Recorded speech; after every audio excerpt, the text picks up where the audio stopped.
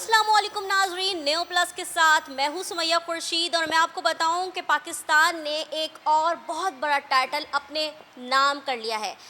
पाकिस्तान ने हासिल किया है मिस्टर यूनिवर्स का टाइटल और इस वक्त मेरे साथ मौजूद हैं मिस्टर यूनिवर्स, जिनका ताल्लुक़ पाकिस्तान के शहर कराची से है और हम उनसे बात करेंगे। अस्सलामुअलैकुम, कैसे हैं आप?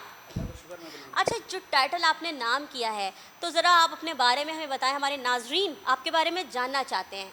कराची के इलाके मलीड से है मेरा ताल्लुक़ और मैं 34 इयर्स का भी हो गया हूँ और मेरी बर्थडे अभी 9 सितंबर को ही थी। अच्छा। हाँ, और ये पहली मेरी बर्थडे है जिसमें मैंने अपना केक नहीं काटा, सेलिब्रेट नहीं किया बिकॉज़ मैं डाइट पर था और मैंने सोचा था कि मैं जब वापसी आऊँगा तो इंशाल्लाह फिर सेलिब्रेट करूँगा। मेरा बॉडी वेट अभी 85 प्लस है। ऑफ सीज़न में जो है मेरा वेट 95 प्लस होता है, लेकिन जब कंपटीशन की तैयारी करते हैं तो उस दौरान आपका वेट जो है 10 to 15 केजी नीचे आ जाता है, क्योंकि वाटर बॉडी से निकल जाता है, आपका वेट आप फैट जो है आपका वो बर्न हो जाता है, तो 10 से 15 किलो का डिफरेंस आ जाता है। अच्छा, ये जो अभी आपने हमें बताया है कि वाटर बॉडी से निकल जाता है, ये क्यों निकाला जाता है और क्या ये एक तकलीफ अमल नहीं होता पूरे उसमें कि आप पानी ही नहीं पी रहे हैं? कितने घंटों आपने पानी नहीं पिया? देखिए, पानी हम लोग पीते हैं लेकिन एंड के दिन में वो भी कंडीशन के ऊपर डिपेंड करता है कि अगर हमारी मसल ड्राई नहीं है, मसल से वाटर नहीं निकला, क्योंकि वाटर निकालने का रीज़न सिर्फ ये होता है कि आपकी बॉडी ड्राई हो जाए, आपकी जो बॉडी की शार्पनेस है वो क्लियर नज़र आए, तो इस वजह से हम वाटर को ड्रॉप करते हैं। लेकिन वो भी कंडीशन के ऊपर डिपेंड करता है कि एंड के दिन में अगर आपका मसल ड्राई नहीं हुआ या फिर आपके मसल में वाटर है, जिसकी वजह से आप जब स्टेज पे जाएंगे तो आप उस तरह आपकी बॉडी परफॉर्म नहीं हो पाएगी जैसी होनी चाहिए, तो फिर उस सूरत में हम एंड के दिन में वाटर रोकते हैं। अदरवाइज़ अगर कंडीशन ओके है, परफेक्ट है, तो उस सूरत में वाटर को नहीं रोकते। अच्छा, ये बताइए मुझे कि ये फ़ैसला आपने कब किया कि मुझे इस फ़ील्ड में आना है? ये आपका प्रोफ़ेशन है, पैशन है, इसके अलावा आप क्या करते हैं? क्या आपका ज़रिया आमदनी क्या है या यही सारा काम है? और ये जो गोल्ड मेडल अभी आपने पहना हुआ है, इसके बारे में बताएँ कि ये इससे पहले आपने मज़ीद कोई मेडल्स वग़ैरह जीते हैं? देखिए, सबसे पहले तो मैं ये बताऊंगा कि मैंने 2009 में स्टार्ट की थी बॉडी बिल्डिंग, और जब मैंने स्टार्ट करी थी तो वो एक जस्ट ऐसी शौक में स्टार्ट करी थी। मुझे नहीं पता था कि मैं आगे जाके इतना ज़्यादा इस फील्ड में इन हो जाऊंगा, प्रोफेशनली मैंने इस फील्ड को ज्वाइन कर लूँगा। तो बस शौक में स्टार्ट करी थी और फिर करते करते करते करते मैंने अपना प्रोफेशनल जो पहला कंपटीशन खेला था वो डिस्ट्रिक्ट वेस्ट का मैंने कंपटीशन खेला था। फिर उसके बाद मैं डिस्ट्रिक्ट ईस्ट खेला मैंने यहाँ पे, क्योंकि मैं मलीर में रहता हूँ। और फिर मैंने मिस्टर कराची मिस्टर सिंह बना 2016-17 में। और कोरोना से पहले 2019 में मैंने मिस्टर पाकिस्तान आयरन मैन खेला था फैसलाबाद में, उसमें मेरी 3rd प्लेस आई थी। फिर लॉकडाउन लगा, 2-3 साल उसमें ज़ाया हुए, फिर थोड़ी बॉडी कंडीशन आउट हो गई, फाइनेंशियली थोड़ा प्रॉब्लम हुआ, तो उसके बाद फिर मैंने तकरीबन 5-6 साल का गैप दिया। लेकिन इंटरनेशनली ये मेरा पहला इवेंट था जो कि मैंने अभी परफॉर्म किया, खेला, और अल्हम्दुलिल्लाह अल्लाह के हुक्म से मैं ये कंपटीशन जीता। कितने सालों से आप इस चीज़ की प्रैक्टिस कर रहे हैं? क्योंकि ये जो एक दिन की सक्सेस होती है ना, ये हमें लगती है कि ये मेडल ले लिया, लेकिन इस एक दिन की जो सक्सेस होती है इसके पीछे पूरा जो है ना स्ट्रगल होती है, आपकी लाइफ की सालों की एक जर्नी होती है। ज़रा उस जर्नी को भी शेयर करें हमारे नाज़रीन के साथ। बिल्कुल ऐसे ही है, मुझे तकरीबन इस फील्ड में 16 साल हो गए हैं और आज में ऐसा लगता है कि 16 साल ऐसे ही गुजरे, पता ही नहीं चला। लेकिन ये है कि एक लंबी स्ट्रगल है। लोग अक्सर मुझसे सवाल करते हैं कि यार आपको कितना टाइम हुआ, जैसे अभी आपने किया, तो सुनने में तो एक 16 साल लगता है, लेकिन जब आप उसको बैठ के सोचते हैं कि यार इतना टाइम गुजर गया, तो फिर आपको रियलाइज़ होता है कि यार वाकई एक लंबा अरसा है। और ये 16 साल की मेरी स्ट्रगल है जो कि आज मैं इस लेवल पर हूँ। सही, तो ये जैसे आपने दुनिया की बात की, तो दुनिया यही सोचती है कि इतनी बड़ी जो आपने कामयाबी ली है, ये सिर्फ़ जिम की एक्सरसाइजेज़ इसमें शामिल हैं और या इसमें डाइट का बहुत बड़ा अमल दखल होता है। आखिर आप क्या डाइट लेते हैं? ज़रा उस डाइट के बारे में भी बताएं, क्योंकि डाइट करना और डाइट लेना भी कोई आसान नहीं होता है। कि अगर आपको, हमने सुना है कि 25-25 अंडे खाए जाते हैं, तो इतनी गर्मी में कराची की 25 अंडे खाना ये भी कोई आसान नहीं है। और क्या 4-5 किलो गोश्त भी खा जाते हैं? बिल्कुल ऐसे ही है। देखें, डाइट जो है इंपॉर्टेंट रोल प्ले करता है आपकी बॉडी बिल्डिंग में। आप चाहे बॉडी बिल्डिंग करें या ना करें, वेट लूज़ करें या वेट गेन करें, हर सूरत में आपने डाइट तो करनी ही है। डाइट जो है आपका 70% रिजल्ट देता है और एक्सरसाइज जो आपकी 30% रिजल्ट देती है, ये रेशो है। जस्ट बिकॉज कि आप 24 आवर्स में से सिर्फ 1 घंटा 2 घंटा एक्सरसाइज करते हैं, बाकी आप 23 घंटे 22 घंटे आप जो है डाइट कर रहे होते हैं। इससे यही वजह है कि डाइट इंपॉर्टेंट है। दूसरा ये कि 25 अंडे और ये गोश्त वगैरह की जैसे आपने बात करी, तो लाजमी सी बात है आपकी बॉडी की जिस तरह हमारी खुराक खाना है, इसी तरह मसल की जो नीड है वो प्रोटीन और कार्ब है। तो जब तक आप मसल को प्रोटीन नहीं देंगे मसल रिकवर नहीं होगा, जब तक मसल रिकवर नहीं होगा जब तक आपकी बॉडी बिल्ड नहीं होगी। हमारी एक मिसकॉन्सेप्ट है, लड़के जो नए जनरेशन के अभी जिम जा रहे हैं वो ये सोचते हैं कि यार जिम जाने से बॉडी बनती है। वो जिम में 2-2 3-3 घंटे एक्सरसाइज करते रहते हैं, 2-2 3-3 घंटे वो एक्सरसाइज करते हैं, लेकिन फिर वो साल 1.5 साल बाद डीमोटिवेट होकर जिम छोड़ देते हैं। उनका रीज़न ये होता है कि यार हम तो 1.5 साल से एक्सरसाइज कर रहे हैं, कोई रिजल्ट नहीं आया। उसका रीज़न ये होता है कि उनकी डाइट अच्छी नहीं होती, वो वही नॉर्मल खाना खा रहे होते हैं जो आम बंदा खा रहा होता है। क्योंकि देखें, जब आप जिम कर रहे हैं तो आपकी बॉडी डबल ड्यूटी होती है। एक तो आप नॉर्मल रूटीन का काम कर रहे हैं, दूसरा उसके अलावा फिर आप एक्सरसाइज कर रहे हैं, तो आपकी खुराक डबल होनी चाहिए। तो डबल के बजाय वो जो सिंगल उनकी मील है वो भी नहीं लेते, जिसकी वजह से उनकी बॉडी नहीं बनती। सही। तो इसलिए डाइट जो है वो इम्पोर्टेंट रोल प्ले करता है। अच्छा, ये जो डाइट की आपने बात की, तो शिरोज़ डाइट के साथ फूड सप्लीमेंट्स की बड़ी इंपॉर्टेंस है। इसके अलावा हम सुनते हैं कि इंजेक्शंस वगैरह भी लगाए जाते हैं। क्या इस सारे प्रोसेस में कहीं चीटिंग का अमल भी होता है कि मुकाबले से पहले इंजेक्शन लगा लिया या इंजेक्शन पी लिया, या कोई हकीमी नुस्खे वगैरह भी काम आते हैं? नहीं, देखें, जैसे कि आपने बात करी कि प्रोटीन की या फिर सप्लीमेंट्स की, तो देखें ये इलीगल नहीं है, ये लीगल होते हैं। और बेसिकली इनका यूज़ करने का पर्पस ये होता है कि बहुत सारे लोग हैं जिनको चिकन से एलर्जी होती है या एग नहीं खाए जाते, वो बोलते हैं स्मेल आती है हमसे, एग नहीं खाए जाते। तो बेसिकली ये है मील रिप्लेसमेंट। मील रिप्लेसमेंट का मतलब ये है कि आप डाइट के रिप्लेस में अगर एक इसको प्रोटीन पी लेते हैं तो आपकी मील कवर हो जाती है। लाइक मैं आपको एक मिसाल दूँ, जैसे कि 6 अंडे अगर आप खा रहे हैं एक वक्त में, तो 6 अंडे का मतलब है कि आप 24 ग्राम प्रोटीन ले रहे हैं। तो 24 ग्राम प्रोटीन एक स्कूप सप्लीमेंट में होता है। आप अगर अंडे नहीं खा रहे तो एक स्कूप आप प्रोटीन पी लें, तो आपकी मील रिप्लेसमेंट उस तौर पर इस्तेमाल हो जाएगी। दूसरा, इजी टू कैरी होता है। लाइक बहुत सारे लोग हैं जो कि मीटिंग में होते हैं, ऑफिस में होते हैं, उनको टाइम नहीं मिल पा रहा होता डाइट कैरी करने का, तो उस सूरत में आप एक स्कूप कैरी कर ले जाएँ वहाँ पे और अपना पानी में शेक करके पी लें। तो एक तो ईजी टू कैरी हो गया और फास्ट टू डाइजेस्ट हो गया। तो सप्लीमेंट्स का तो ये पर्पस होता है कि वो मील रिप्लेसमेंट के तौर पर इस्तेमाल हो रहे होते हैं। दूसरा, आपने जैसे पूछा कि इंजेक्शन मेडिसिन, तो देखें इंजेक्शन मेडिसिन जो है इलीगल है, और हम लोग भी कोशिश ये करते हैं, और बल्कि हमारी कोशिश ही यही होती है कि हम नेचुरल पर रहें। सप्लीमेंट्स वगैरह इस्तेमाल करते हैं क्योंकि जो चीज़ सप्लीमेंट रिजल्ट दे रही है वो बाकी चीज़ें भी दे रही हैं, लेकिन क्यों आप अपने आप को डेंजरस साइड पर लेकर जा रहे हैं। तो कोशिश करें कि लाइफ एक बार मिलती है, अपनी लाइफ को सेव करें और सप्लीमेंट्स का इस्तेमाल करें, लेकिन उसका भी मिसयूज़ ना करें। क्योंकि हमारे यहाँ होता है कि लड़के जल्दी के चक्कर में अगर आपने एक स्कूप यूज़ करना है, 2 स्कूप यूज़ करना है, तो वो उसको 3, 4, 5 स्कूप इस्तेमाल करना शुरू कर देते हैं। तो फिर आपकी किडनी के ऊपर, लीवर के ऊपर भी वो इफेक्ट करता है। उसके ऊपर इंस्ट्रक्शन दी हुई होती हैं, तो कोई भी चीज़ आप इस्तेमाल करें तो उसको बॉक्स को पीछे आप देखें, एक बार इंस्ट्रक्शन पढ़ लें, उसके हिसाब से इस्तेमाल करें। अगर आपको उसमें भी समझ में नहीं आ रहा तो जो आपका जिम ट्रेनर है या फिर जो जिम में आपका ऑनर है, आप उससे पूछें कि यार मुझे इसको किस तरह इस्तेमाल करना है। बेसिकली मैं तो एडवाइस यही करता हूँ तमाम लड़कों को कि यार आप खुद से कोई भी चीज़ इस्तेमाल ना करो। जो आप जिम जाते हो वहाँ पर जो ट्रेनर हैं या जो भी जिम के ऑनर हैं, आप उनसे पहले सजेशन लो कि यार मुझे ये चीज़ यूज़ करनी है, मेरे लिए सही है नहीं है। वो अगर आपको सजेस्ट करते हैं तो आप बिल्कुल उसको यूज़ करो, और जैसा वो बता रहा है उस तरीके से यूज़ करो।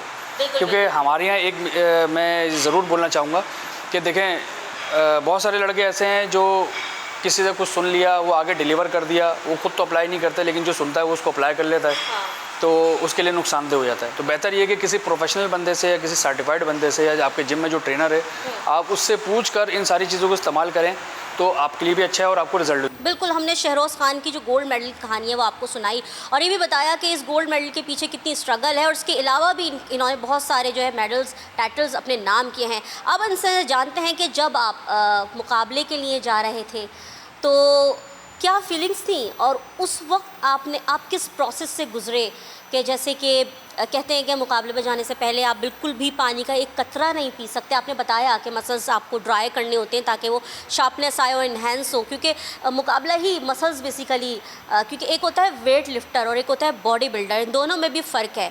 तो आप तो बॉडी बिल्डर हैं, एम आई राइट? Yes, right. हाँ, तो क्या उस वक्त आपने क्या खाया था, क्या नहीं खाया था, कितनी देर कुछ नहीं खाया था, और फिर जब मुकाबले के बाद आप जीत गए तो उसके बाद आपने क्या खाया, पानी अगर पिया तो क्या महसूस हुआ उस वक्त? देखिए, सबसे पहले तो मेरी तैयारी थी 6 महीने की, मैं 6 महीने से तैयारी कर रहा था। बिल्कुल। और स्पेशली मैं थैंक्स कहूँगा रमीज़ इब्राहिम को, कि मैं अक्सर बॉडी बिल्डिंग ग्रुप्स हैं, मैं अपनी जो कंडीशन होती है तो मैं ग्रुप्स पर डालता रहता हूँ, तो बहुत सारे लोग हैं जो अप्रिशिएट करते हैं। तो तैयारी जब मैंने शुरू करी तो 2-3 महीने बाद मैंने अपनी कंडीशन की पिक्चर मैंने ग्रुप पर डाली, तो रमीज़ भाई ने मुझे कांटेक्ट किया। उन्होंने बोला कि यार कंडीशन माशाल्लाह तुम्हारी बहुत ज़बरदस्त हो गई है, हमारा कंपटीशन भी आ रहा है, तो क्यों ना कंपटीशन खेलने के लिए बाहर चलो। तो वहाँ से फिर मेरा माइंड बना, मैंने अपनी तैयारी को और स्पीड अप किया, और उसके बाद फिर मैं और ज़्यादा अपने आप को ट्रेन मैंने हार्ड किया। तो ये इस तरह करके सफ़र यहाँ तक पहुँचा। लेकिन एंड के जो, जैसा आपने पूछा कि एंड के दिनों में आपने क्या मील ली, तो एंड के जो आखिरी महीना था उसमें वो बड़ा इंपॉर्टेंट होता है, क्योंकि उसमें आपके कार्ब कम हो जाते हैं, लिमिटेड कार्ब, प्रोटीन इंटेक आप बढ़ा देते हैं, और बाकी सारी चीज़ें जो होती हैं आप मतलब समझ लें कि नॉर्मल रूटीन में जब हम लोग खाते हैं वो सारी चीज़ें रोक देनी होती हैं।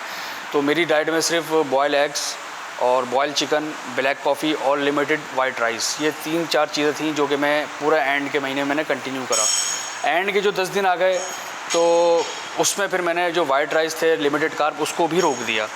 तो वो जो स्टेज होता है ना एंड के 10 दिन, वो बड़ा डिफ़िकल्ट होता है, क्योंकि उसमें जब आपका कार्ब बंद हो जाता है तो लाजमी सी बात है जो चीज़ आप चिकन अंडे वगैरह खा रहे होते हैं ना, तो वो भी फिर आपसे नहीं खाए जाते, क्योंकि चावल के साथ तो आप कोई भी चीज़ खा लेते हैं, लेकिन खाली बॉयल चिकन वो बहुत ज़्यादा डिफ़िकल्ट हो जाता है। बहुत ड्राई, अब मसल्स को ड्राई करने के लिए और शार्प करने के लिए ड्राई खाने तो खाने पड़ेंगे आप। बिल्कुल ऐसे खाना तो पड़ेंगे, और लाजमी सी बात है नीड भी है, लेकिन वो आपसे मतलब नहीं। मैं अगर अपनी बात बताऊँ तो मैं एक अंडा खाता था और पानी पीकर उसको उतारता था, मतलब एंड में ये कंडीशन थी।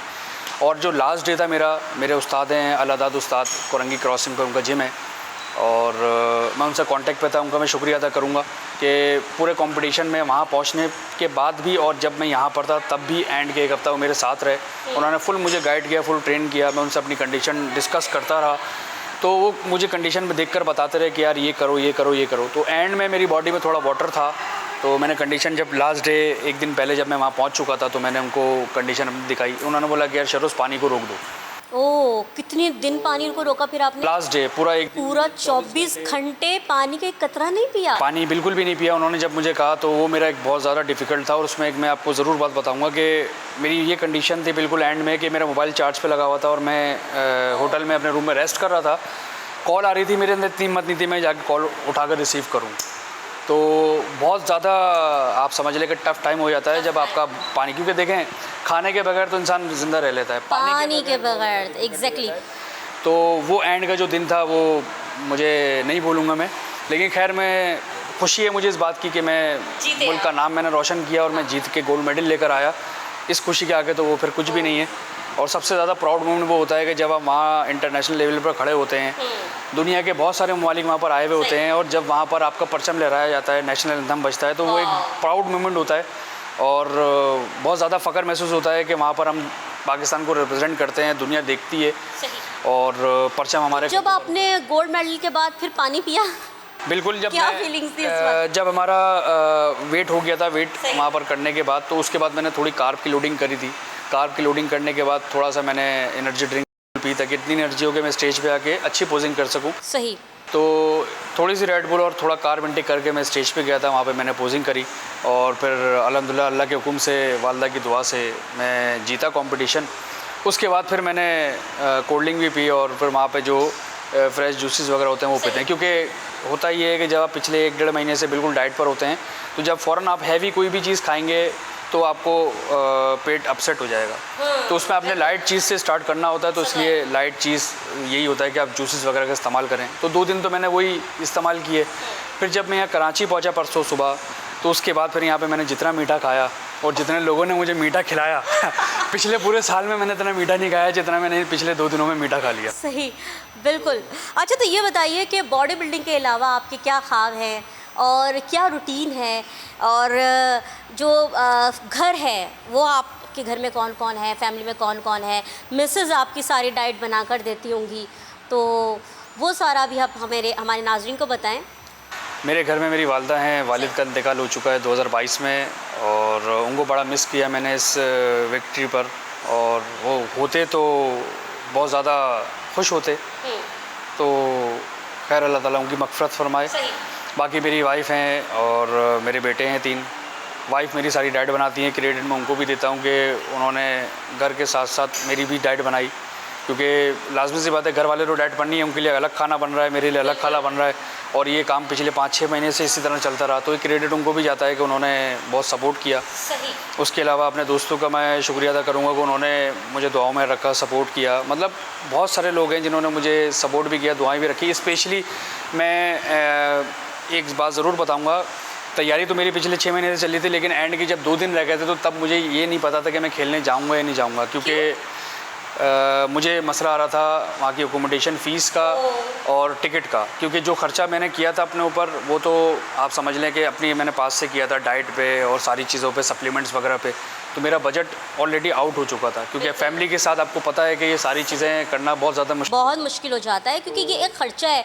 तो आपका ज़रिए आमदनी क्या है, और क्या हुकूमती सतह पर आपको स्पोर्ट्स के हमारे इदारे हैं, बॉडी बिल्डिंग की भी एसोसिएशंस हैं, उनकी तरफ से आपको कोई पजीराई नहीं मिली? किसी बैंक ने आपको स्पॉन्सर नहीं किया? क्या, कैसे किया आपने ये सब कुछ? वीज़ा कैसे हासिल किया आपने? ये सारे खर्चे हैं। बिल्कुल, ये सारे खर्चे हैं, और इस चीज़ का अफसोस भी कहीं ना कहीं होता है कि हमें स्पॉन्सर नहीं किया जाता, सपोर्ट नहीं किया जाता। और लेकिन जब मैं वहाँ पर था तो वहाँ पर जैसे हमारा हरीफ कंट्री भारत है, उनके पास माशाल्लाह बहुत सारे स्पॉन्सर्स हैं। वो जब वहाँ पर आए थे, उनके स्पॉन्सर्स वगैरह के लोगों, स्पॉन्सर्स वगैरह उनके साथ वहाँ पर थे। तो हमारे यहाँ पर ये बदकिस्मती से स्पॉन्सर कोई नहीं करता। हम अपनी मदद आपके तहत ये सारी चीज़ें कर रहे होते हैं। मैं आपके चैनल के ज़रिए मैं हुकूमत को पैगाम देना चाहूँगा कि प्लीज़ हमें स्पॉन्सर किया करें। एटलीस्ट जो मुल्क का नाम बाहर जाकर रोशन कर रहे हैं और जिनमें ये एबिलिटी है कि वो बाहर जाकर अपने मुल्क का नाम रोशन कर सकते हैं, तो उनको एटलीस्ट आप सपोर्ट करें, स्पॉन्सरशिप उनको दें, ताकि बाहर जाकर हम मुल्क का नाम रोशन कर सकें। और मेरा वीज़ा का जो है, हमारे दानिश भाई हैं जो कि मेरे पर्सनल क्लाइंट हैं, जिनको मैं होम ट्रेनिंग करवाता था, तो मैं उनका शुक्रिया अदा करूँगा कि मेरे वीज़े की रिस्पॉन्सिबिलिटी उन्होंने ली। उन्होंने कहा कि शरोज़ आप अपनी तैयारी करो, वीज़ा मैं आपको अरेंज करके दूँगा। इस तरह मेरी जो टिकट का मामला है, वो हमारे इलाके में अजमेरी लस्सी वाले हैं अनस भाई, उन्होंने मुझसे कहा कि यार शरोज़ भाई आप परेशान ना हो, आप अपनी तैयारी को पूरा फोकस करें। जो टिकट और जो आगे अकोमोडेशन है वो 4 लाख रुपए मैं आपको पे करूँगा। और ये स्पॉन्सरशिप उन्होंने मुझे दी, तो मैं उनका शुक्रिया अदा करूँगा कि उन्होंने मुझे स्पॉन्सर किया। और मैं आज अल्लाह के हुक्म से। तो शरोज़, क्या पाकिस्तान में स्पोर्ट्स का उस तरह परवान ना चढ़ना, ख़ास तौर पे बॉडी बिल्डिंग का, क्योंकि हमें ये भी पता चला है कि लास्ट टाइम भी जो मिस्टर यूनिवर्स थे वो कराची से थे, उससे पहले भी मिस्टर यूनिवर्स कराची से थे।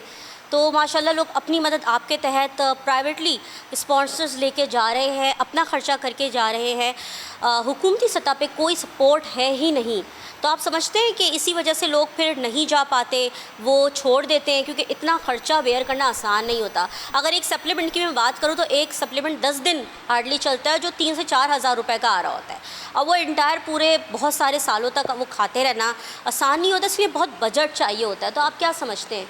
देखें, लाजमी सी बात है कि बजट का तो मसला आता है, क्योंकि ये एक बहुत ज़्यादा एक्सपेंसिव गेम है और इसमें जो है आपको डाइट तो करनी ही पड़नी है। अब मैं कंपटीशन खेल कर आया हूँ, तो अभी भी मैं 2-3 दिन जो मैंने डाइट ख़राब करी है, वो भी जो मुझसे मिलने आया है या फिर मुझे किसी ने इनवाइट किया है, तो वहाँ मैंने ज़ाहिर सी बात है अरेंजमेंट जो करी है, तो वो मैंने डाइट ख़राब करी है। लेकिन मैं नेक्स्ट वीक अभी मंडे से दोबारा अपनी प्रॉपर डाइट पर आ जाऊँगा। तो डाइट का तो ये लाजमी सी बात है, एक्सपेंस आता है। दूसरा, बिल्कुल जो पिछले मिस्टर यूनिवर्स थे वो भी हमारे रमीज़ भाई थे, और रमीज़ भाई ने मतलब उनकी भी बहुत ज़्यादा अच्छी, आप समझ लें कि फ़िज़िक है, उन्होंने भी बहुत ज़्यादा मेडल्स वगैरह हासिल किए। लास्ट वो USA में भी खेल कर आए थे, उन्होंने वहाँ पर भी माशाल्लाह प्रो कार्ड जीता था और वहाँ पे भी गोल्ड मेडलिस्ट रहे थे वो। तो वो भी आप समझ लें कि कराची में लड़के बहुत सारे हैं, बहुत लड़के हैं यहाँ पे जो कि अच्छे लड़के हैं, लेकिन वो बेचारे आगे नहीं आ पाते स्पॉन्सरशिप ना होने की वजह से, क्योंकि अपनी मदद आपके तहत बंदा एक लिमिट तक कर सकता है। शौक। शहरोज़ खान, ये भी बताइएगा हमें कि मुकाबला आपका किससे था और कितने ममालिक आपके मद्दे मुकाबिल थे उस वक्त? देखें, तकरीबन 30 से ज़्यादा कंट्रीज़ थे जिन्होंने पार्टिसिपेट किया। 150 से ज़्यादा बॉडी बिल्डर थे जिन्होंने वहाँ पर स्टेज पे परफॉर्म किया। उसमें क्लासेस थी 70+, 80+, 90+, फिर मास्टर क्लास थी, फिर क्लासिक फ़िज़िक की एक कैटेगरी थी, मैन फ़िज़िक की एक कैटेगरी थी, ओपन बॉडी बिल्डिंग की एक कैटेगरी थी। तो ये सारी कैटेगरी थी वहाँ पर, और मैंने ओवरऑल जो है इसमें गोल्ड मेडल हासिल किया। फ़ाइनल में जो है मेरे सामने जो है भारत का बॉडी बिल्डर था सूर्य कुमार, मैंने उसको बीट किया। वाओ, भारत को आपने धूल चटा दी। ये मेरे लिए एक प्राउड मोमेंट था और बहुत ओवरऑल बहुत मज़ा आया वहाँ पे, मैंने एंजॉय किया। लेकिन सबसे ज़्यादा मेरे लिए प्राउड मोमेंट मैं फिर कहूँगा कि वही था कि जब वहाँ पर नेशनल एंथम बजा और मेरे जब कंधे झंडा पर थामा, क्या पाकिस्तान का फीलिंग्स झंडा थी था। उस वक्त? तो वो जो फीलिंग्स थी वो मैं नहीं भूल सकता, वो मेरे लिए एक अच्छा। प्राउड मोमेंट था। एक चीज़ मैं और बताऊँगा आपको, हम अक्सर यहाँ पर होते हैं, लोगों से सुनते हैं कि यार हमें बाहर जाना है, हमें बाहर जाना है, मतलब यहाँ से निकलना है। मैं उन तमाम लोगों को चीज़ बताऊँगा, मैं एक हफ़्ता वहाँ पर बाहर रहकर आया हूँ। अपने वतन की, अपने मुल्क की जो मज़ा है ना, वो बाहर कहीं बाहर नहीं है, बिल्कुल बाहर नहीं है। मैं एक हफ़्ते में इस चीज़ को रियलाइज़ कर आया हूँ। मैं तमाम लोगों को चीज़ कहूँगा कि आपका अपना वतन है, आपकी अपनी सरज़मीन आपकी अपनी सरज़मीन है। यहाँ पे जो सुकून, यहाँ पे जो आपको मज़ा है ना, वो बाहर नहीं मिलेगा। बिल्कुल नहीं है। लेकिन मैं एक सवाल और करना चाहूँगी, इसे मिस्टर यूनिवर्स कहा जाता है, मिस्टर वर्ल्ड नहीं कहा जाता। यूनिवर्स में तो दुनिया के साथ साथ और भी सैयारे आते हैं, तो क्या दूसरे सैयारे के लोगों की क्या जो मखलूक़ात है उनके मसल्स आपसे कम होंगे? क्या आपको पता है ये बात? देखें, मसल्स की why we called mister universe? Muscles की बात तो देखें, मसल सबके एक जैसे होते हैं, किसी के साइज़ ज़्यादा होता है, किसी का वेट ज़्यादा होता है, हाँ। किसी का वेट कम होता है। लेकिन कंपटीशन में देखी जाती है बैलेंस बॉडी। बैलेंस बॉडी से ये होता है कि आपकी बॉडी अच्छी लगनी चाहिए। किसी का शोल्डर बड़ा है, बाइसेप छोटा है, ठीक है, तो ये चीज़ें जो होती है तो उसके भी नंबर्स होते हैं। आपकी जितनी बैलेंस बॉडी होगी, जज देख रहा होता है आपकी बॉडी को बैलेंस, आपकी जितनी बॉडी बैलेंस होगी उतनी बॉडी आपकी ज़्यादा खूबसूरत लगेगी। फिर बात आती है पोजिंग की। बॉडी बहुत सारे लोगों की अच्छी होती है लेकिन वो पोजिंग नहीं कर पा रहे होते, क्रैम्प पड़ते हैं एंड के दिनों में, क्योंकि आपके मसल में वाटर नहीं होता, आप डाइट पर होते हैं, तो इसकी वजह से पोजिंग उस तरह नहीं कर पाते, तो उसके भी नंबर कटते हैं, जिसकी वजह से अच्छी बॉडी होने के बावजूद भी वो बीट हो जाते हैं। तो बहुत सारी चीज़ें होती हैं जो सामने जज बैठा होता है, सारी चीज़ें नोट कर रहा होता है। फिर उसके अलावा जो वो पोज़ बोलता है, आपने वही पोज़ देना है। अगर आपने वो पोज़ नहीं दिया, कोई दूसरा पोज़ दे दिया, तो उसके भी नंबर कट जाते हैं। तो ये सारी चीज़ें मैटर करती हैं। तो उसके बाद फिर वो, लेकिन वही वाली बात है, आपको परफेक्ट होना पड़ता है इस फील्ड में। आप जब यहाँ से जाते हैं तो जिम के साथ साथ आपने पोजिंग की प्रैक्टिस भी करनी होती है। बिल्कुल, पोजिंग इंपॉर्टेंट है, क्योंकि जब तक आप पोज करके आप सामने वाले को शो नहीं करेंगे, जब तक आपको देखेगा नहीं, तब तक लाजमी सी बात है वो आपको नंबर नहीं देगा। सही। तो पाकिस्तान का फ़ख्र मिस्टर यूनिवर्स शेरोज़ खान हमारे साथ थे और इनकी स्ट्रगल, इनकी लाइफ जर्नी आपने सुनी, इनको मोटिवेशन भी मिली और बहुत सारी जगहों पे डीमोटिवेशन भी मिली होगी। तो वो कोई डीमोटिवेशन आपको याद है कुछ? डीमोटिवेशन बिल्कुल मुझे याद है। डीमोटिवेशन मुझे इस सूरत में हुई थी कि जब मुझे स्पॉन्सर चाहिए था तो मैं ये समझता था कि मेरे पास जो कॉन्टैक्ट लिस्ट में कॉन्टैक्ट्स हैं, मैं अगर उनको अप्रोच करूंगा तो उनमें से कोई ना कोई मुझे स्पॉन्सर कर देगा। क्योंकि देखें, 4 लाख रुपए कोई इतनी बड़ी अमाउंट नहीं है, लेकिन उस वक्त मेरे लिए बहुत बड़ी अमाउंट थी, क्योंकि मेरा बजट नहीं था।